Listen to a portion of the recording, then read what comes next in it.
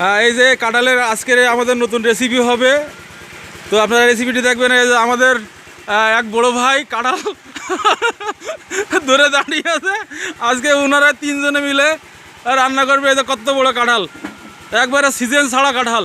তো সে পর্যন্ত ওই অপেক্ষা করুন, এই ব্লগটি তৈরি করি আমরা। এই যে আমাদের রাঁধুনিকে কাঁঠালের পাশে ঘোরাফেরা করতে দেখা যাচ্ছে। আমি আজকে এই যে এই সুন্দর এই যে কাঁঠাল দিয়ে চিংড়ি মাছের রেসিপি হবে আজকে আমি। আচ্ছা আচ্ছা, আপনি ভাই আপনি হলো এই কাঁঠাল দিয়ে কীভাবে সিস্টেম করবেন আমাদের একটু বলেন, আমরা একটু শুনি। দর্শক আপনার দিকে তাকিয়ে আছে। আমি কাঁঠাল দিয়ে একটা চিংড়ি মাছের রেসিপি পাকাবো আজকে। ও, কাঁঠাল দিয়ে চিংড়ি মাছের রেসিপি, এটা কিভাবে পাকাতে হয় আচ্ছা ঠিক আছে, ওই আমি রাইট আপনাদেরকে দেখিয়ে দেব। এবং খুব টেস্টি এবং ভাবিদের জন্য আপুদের জন্য আপনাদের কি বার্তা থাকতেছে, এটা দেখলে কি আপনার তারা উপকৃত হবে? ভাবিদের জন্য এবং আপুদের জন্য উপকৃত হবে তারা। তারা এই কাঁঠালের রেসিপিটা সবাই ভালোভাবে পাক করতে পারে না, আচ্ছা আচ্ছা করতে পারে না। আচ্ছা, কিন্তু তারা এর থেকে অভিজ্ঞতা হবে যে রান্নাটা কিভাবে পাকাতে হবে, রাইট, এবং খুব টেস্টি এবং সুস্বাদু একটা খাবার হবে। আচ্ছা ঠিক আছে, তো ঠিক আছে আপনি শুরু করেন, আমরা সেই পর্যন্ত আমরা ভিডিওটি সম্পূর্ণটা করি। এই যে আমাদের রাঁধুনি অলরেডি কাঁঠাল একটা কেটে ফেলছে। উনি হাতে সরিষার তেল দিবে, হচ্ছে আগে জেনে নিতে হবে সরিষার তেলটা আসলে এই কাঁঠালে আচ্ছা পর্যাপ্ত পরিমাণ আটা থাকে, রাইট। এবং রান্নার ক্ষেত্রে এই কাঁঠালটা হচ্ছে একটু পুরো বতি না, একটু মনে করেন বতি কম, আচ্ছা একদম ফুলো কম, এই জন্য আঠা বেশি থাকে। এই আঠা থেকে হাতের থেকে মুক্তি পাওয়ার জন্য আমরা প্রথমে এই যে সরিষার তেল দিয়ে নেব। আচ্ছা অনেক আঠা, এই যে আঠা যখন আমরা সরিষার তেল দেবো এই আঠাটা আমার হাতে কি হবে না, লাগবে না, রাইট। এই আঠা থেকে আমরা মুক্তি পাবো।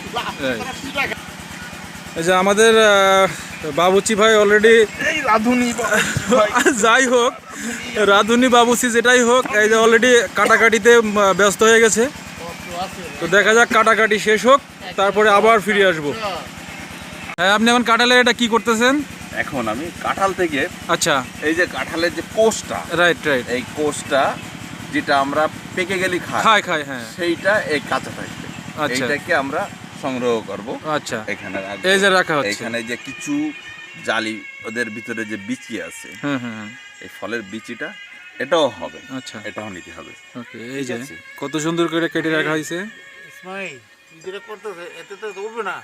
রেসিপিটা আসলে একটা আকর্ষণীয়, আসলে আকর্ষণীয়, তাই না? এই যে কাটাকাটি চলছে অলরেডি। এই যে কাটার পরে আমরা এরকম একটা পর্যায়ে চলে আসবে।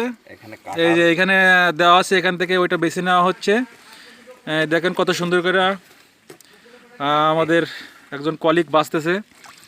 এই যে কাঁঠাল, এই সময় কাঁঠাল পাওয়াটা কিন্তু একটা আসলে এই সময় আসলে কাঁঠাল পাওয়া খুবই টাফ ব্যাপার। এটা আসলে শুধু টাফ না, সো টাফ আর কি, রাইট।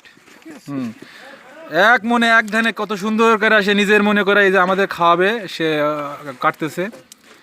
দেখেন এই যে এই পর্যায়ে চলে আসবে, কাঁঠালটাকে করার পরে এই পর্যায়ে চলে আসবে।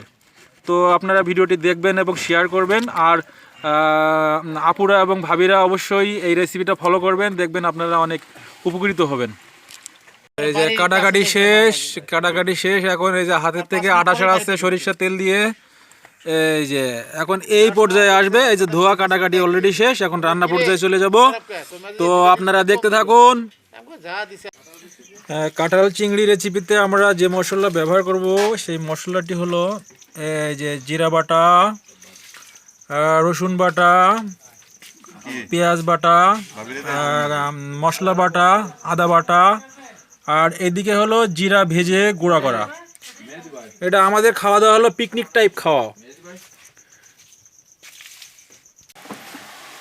এই যে রাঁধুনি অলরেডি রান্না শুরু করে দিয়েছে। যে মশলাগুলো দেওয়া হয়েছিল, যেখানে হয়েছিল সেই মশলাগুলো দিয়ে দিছে। এই যে কাঁঠাল, কি আগুন!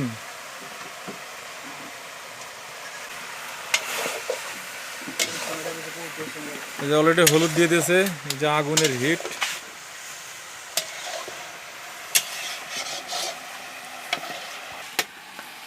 কি কি দিচ্ছেন আপনি এর ভিতরে, একটু আমাদেরকে দর্শক বন্ধুদেরকে, আমাদের ভাই বোন বন্ধুদেরকে যা একটু জানান কি কি দিচ্ছেন এর ভিতরে।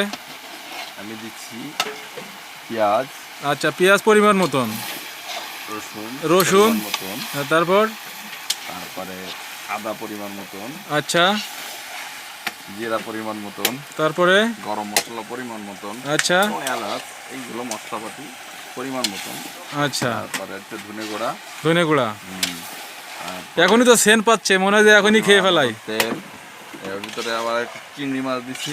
ও, চিংড়ি মাছও দিয়ে দিয়েছে, হেভি টেস্ট। চিংড়ি মাছ দিয়ে আমি মশলার পরে চিংড়ি মাছ দিয়ে একটু কষাইছি, কষানোর পরে আচ্ছা, কাঁঠালগুলো দিছি, কাঁঠালগুলো আর চিংড়ি মাছ একটু কষাইছি।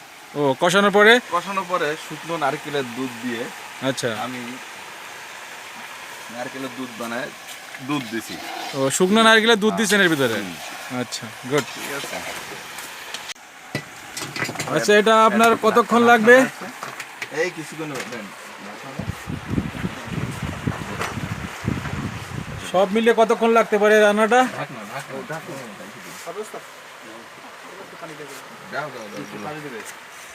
এই যে এখন ঢেকে দিল সিদ্ধ হওয়ার জন্য। সব মিলিয়ে কতক্ষণ লাগতে পারে আপনার রান্নাটা? এই সিদ্ধ হয়ে যাওয়ার পরে আমি পানি দেবো, পানি দিয়ে একটু জাল দিয়ে ফুটানি করে হয়ে যাবে। আচ্ছা, বুঝছি। সিদ্ধটা মোটামুটি কি 10 মিনিট দিলেই হচ্ছে? হ্যাঁ। ওকে, আমরা একটা পিকনিক টাইপ রান্না করতেছি। রাঁধুনিও মোটামুটি পারফেক্ট রাঁধুনি আমাদের। আমাদের রাঁধুনি নিরলস চেষ্টা করে যাচ্ছে, ওই পাশে গরম পানি দিয়ে রাখছে। সে নিরলস চেষ্টা করে যাচ্ছে রান্নাটাকে আরও সুস্বাদু করার জন্য। এই যে গরম পানি দিয়ে দিল, ওই যে চিংড়ি মাছ দেখা যাচ্ছে, প্রাউন, mixed প্রাউন, jackfruit, jackfruit with প্রাউন cooking থেমে গেছে। তার অক্লান্ত প্রসেসটা, মোটামুটি 20-30 জন খাবে এই জিনিসটা। এই যে জ্যাকফ্রুট উইথ প্রাউন। এই যে এখন সেন্ট পাচ্ছি আমাদের, এই যে হয়ে গেছে প্রায়। এর নামাবে, দেখেন ধোয়ার জন্য কিছু দেখা যাচ্ছে না, ভেরি স্মোক। এই যে কষানোর পরে এই শেপে আসবে, এর একটু পরে আমরা নামিয়ে ফেলবো, নামানোর শেষ পর্যায়ে। তো বন্ধুরা, আপনারা এই ব্লগটি দেখবেন শুরু থেকে শেষ পর্যন্ত। কেমন লাগলো আমাদেরকে জানাবেন। না না, ঝোল ঠিক আছে, আর টানা লাগবে না। এই যে কত সুন্দর হয়ে গেছে, সুন্দর। আচ্ছা, দিয়ে দিন, ঠান্ডা দিলে ভালো হয়। টানবো, এই যে এখন জিরের গুঁড়ো দেওয়া হচ্ছে, খুব সুন্দর একটা। এই যে দেখে চামচ দিয়ে একটু দেখান, চামচ দিয়ে একটু উপরে তোলেন। এই যে কাঁঠাল এবং চিংড়ি মাছ, প্রাউন জ্যাকফ্রুট কুকিং। হ্যাঁ দেন, এই যে জিরের গুঁড়া দিয়ে দিচ্ছে আমার বিলায়েত ভাই, নাম সমস্যা নাই। এই যে এটা হলো জিরার গুঁড়া দেওয়া হলো। হ্যাঁ, সুন্দর। তো বন্ধুরা, আজ এ পর্যন্তই। নেক্সট কোনো ব্লগে দেখা হচ্ছে, সে পর্যন্ত সবাই ভালো থাকুন। আল্লাহ হাফেজ। যে জ্যাকফ্রুট কাঁঠাল রান্না,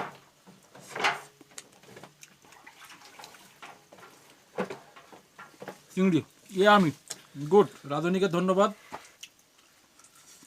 ভালো হয়েছে, এক্সিলেন্ট। গরম গরম।